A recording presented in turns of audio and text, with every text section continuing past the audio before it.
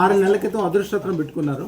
పెట్టుకున్న తర్వాత మేడం పేరు స్వప్న, బాబు పేరు అభిషేక్ కళ్యాణ్.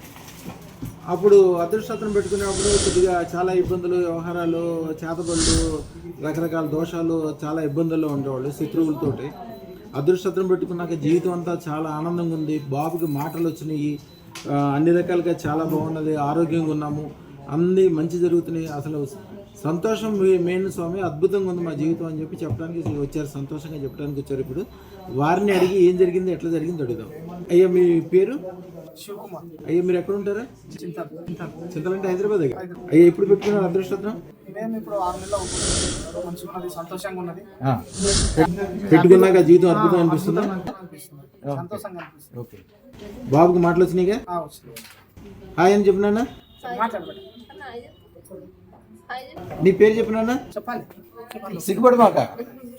ఇప్పుడు నీకు మాటలు వచ్చినాయని మీ అమ్మ నాన్న ఎంత సంతోషపడుతున్నారు. నువ్వు మాట్లాడితే ఇంకా నువ్వు కలెక్టర్ అయ్యాక ఇంకా గట్టిగా మాట్లాడాలి. చాలా సంతోషపడుతున్నారు, అన్ని రకాలుగా బాగుంది, ఆరోగ్యాలు మంచిగా అయినాయి అని చెప్తున్నారు. సంతోషం అసలు చెప్పడానికి వీలేదు, అట్లా ఉండాలి.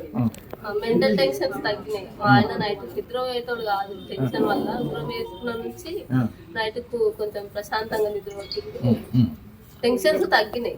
అన్ని రకాలుగా వద్దమ్మా. రాబోయే కాలంలో చాలా బాగుంటుందమ్మా, రాబోయే కాలం అద్భుతంగా ఉంటుంది. అందరికి ఏదైనా చెప్పదలుచుకుంటే చెప్పండి స్వామి. చాలా బాగుంది. అదృష్టం అండి, అందరూ మన అదృష్టదారులు చేసుకుంటే చాలా మంచిది, సంతోషంగా ఉంటారు.